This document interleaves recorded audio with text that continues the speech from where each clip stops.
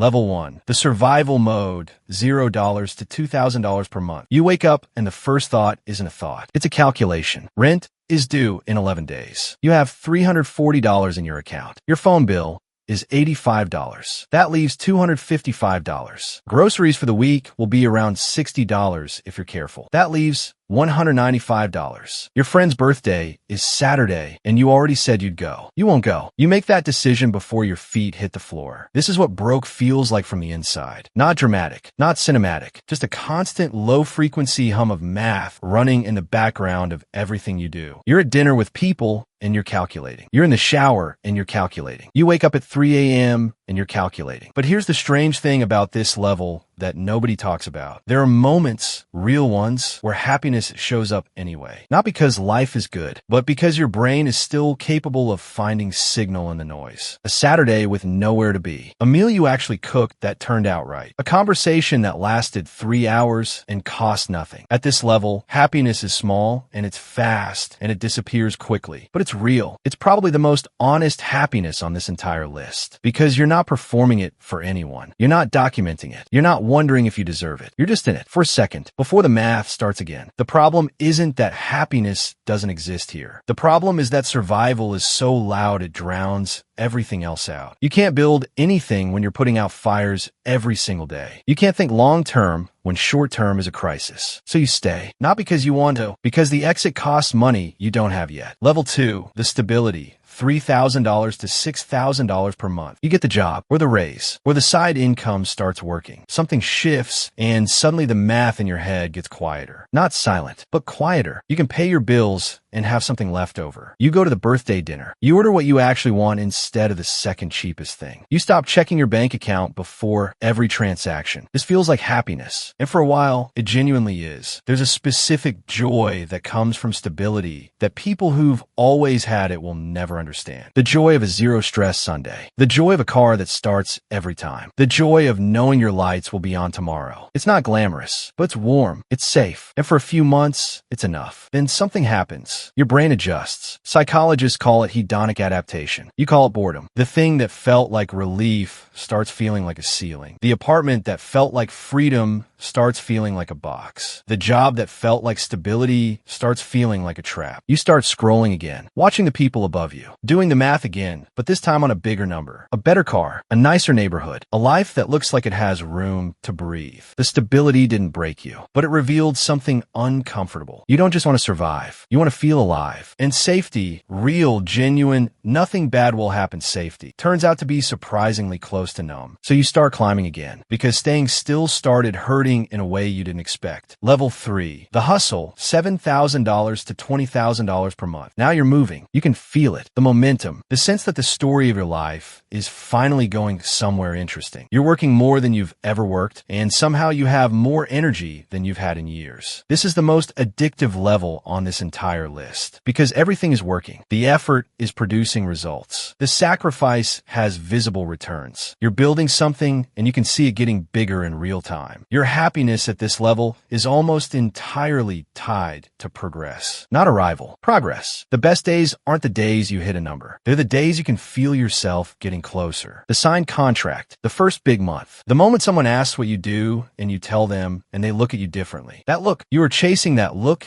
and you know it, and you don't care. But there's a cost starting to build quietly in the background. You cancel plans. Once, twice, then it becomes a pattern. Your friends stop inviting you to things because you always say you're busy. And you are busy, but busy starts to feel like a personality you didn't choose. Your phone is always in your hand, not scrolling, working, but the effect is the same. You're never fully in the room. There's always a part of your attention somewhere else. On the next thing, the next problem, the next level. Your relationship, if you have one, is starting to feel the pressure. Not in a dramatic way, in a quiet way. The kind where you're physically present, but emotionally somewhere else. The kind where the other person stops telling you things because they can see you're already thinking about something else. You tell yourself it's temporary. This is the season of sacrifice. Later will be different.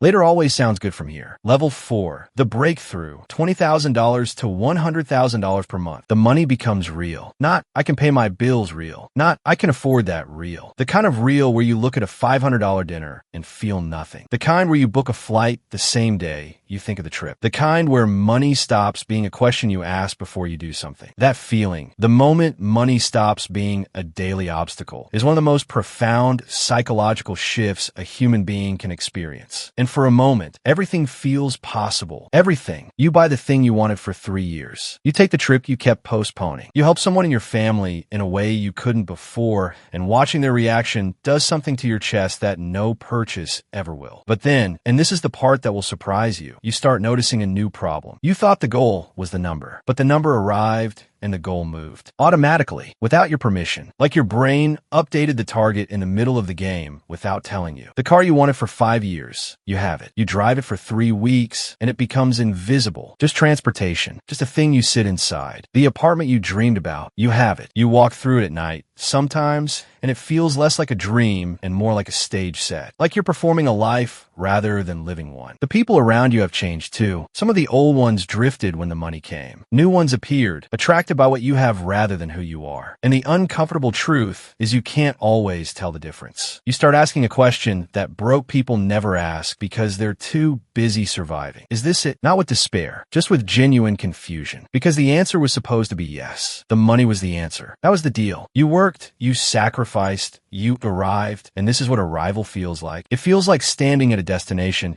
and realizing the map was wrong all along. Level 5. The wealthy, $100,000 to $1 million per month. You are now in territory that 99% of the world will never enter. Let that land for a second. The problems that consumed your parents, your friends, most of the people you grew up with, those problems don't exist in your life. Medical bills, car payments, rent, job security. These are concepts to you now, not realities. And yet, you're not as happy as you thought you'd be. And that fact disturbs you more than any financial problem ever did. Because financial problems have solutions. You find the money, you solve the problem. But this quiet dissatisfaction that lives somewhere behind your eyes, even on the best days, this doesn't have an obvious solution. You try things. You travel constantly. You redecorate. You start businesses not because you need to, but because you need something to want. You need a target. Without a target, the days blur into each other like one long, comfortable nothing. The relationships at this level have a strange texture to them. Everyone is nice to you. Everyone. The world becomes incredibly accommodating when you have serious money. Doors open. People smile. Requests get handled quickly. You're surrounded by yes. And slowly, without realizing it, you start losing your ability to read people because you don't know anymore who is real. The friend who calls every week. Is that friendship or access? The person you're dating. Are they here for you or for the life you represent? You start testing people. Small tests. You stop offering things and see who stops showing up. Some people fail the test. That should feel like clarity. Instead, it feels like loss. Your happiness at this level is real, but it is fragile and thin in a way you didn't expect. Like a high ceiling in a room with no furniture. Technically impressive, but empty when you stand in it. Level 6. The rich, $1 million to $10 million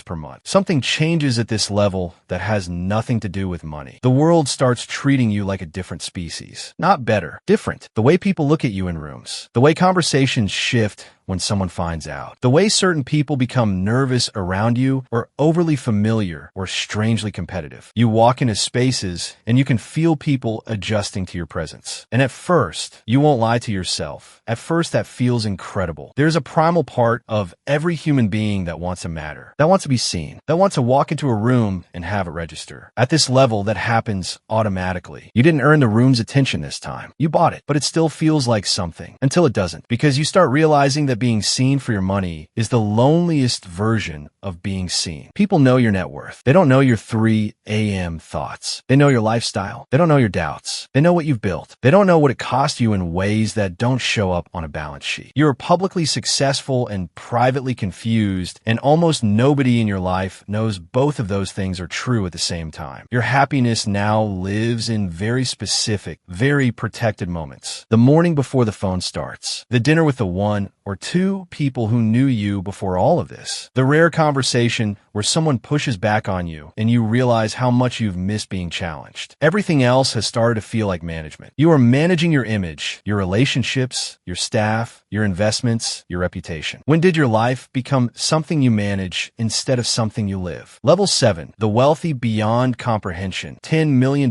plus per month. At some point, the money stops being money. It becomes a system, a structure, an entity that requires its own staff, its own legal architecture, its own calendar. You don't spend money at this level. You allocate it. Your morning starts with a briefing, not a coffee and a phone scroll. A briefing. Overnight developments across 4 different business verticals. A legal update on a dispute in a jurisdiction you've never visited. A summary of market movements and how they affect your position. You have people who manage the people who manage your money. The world at this level is extraordinarily comfortable and extraordinarily small. You could go anywhere, but you go to the same 12 places because they are safe and controlled and known. You can meet anyone, but you meet the same circle of people because trust at this level is rarer than capital. Your happiness, if that's still the right word, exists in a frequency that regular people don't have access to. Small, precise, carefully protected moments of genuine feeling in between enormous amounts of strategic living. You fund things, foundations, movements, technologies. There are people alive today because of decisions you made in a boardroom. There are schools that exist because you wrote a check without thinking about it. That should feel like enough. Sometimes it does. But there are nights, quiet ones, in a room that cost more than most people's homes, where you sit with something that doesn't have a clean name. It's not sadness. It's not regret. It's something closer to distance. Like you've traveled so far from the person you started as that you can't quite remember what it felt like to want something simple, to be excited about something small, to feel the particular happiness of someone who doesn't have much but just got something good. You remember watching people once from a place of hunger and wanting. You remember that feeling of looking up. Now everyone looks up at you, and you trade a morning of that old hunger, just one morning, for everything you've built. But you can't, so you schedule the next briefing, and the system continues. Here's the truth that nobody builds a YouTube channel around. Happiness at every level of wealth is real. It exists, but it's never where the level promises it will be. At the bottom, it hides inside tiny moments you almost miss because you're too busy surviving. In the middle, it shows up briefly every time something improves, then quietly leaves when improvement becomes the new normal. At the top, it becomes something you have to hunt for deliberately inside a life that looks from the outside like it should already have all of it. The money changes everything around your happiness. The house, the car, the freedom, the access, the power. It just doesn't change the part of you that has to wake up inside all of it every single morning. That part stays the same at every level. The question was never how much money will make you happy. The question is, what are you building your happiness on top of? Because if the foundation is the number, every level will feel like the wrong one.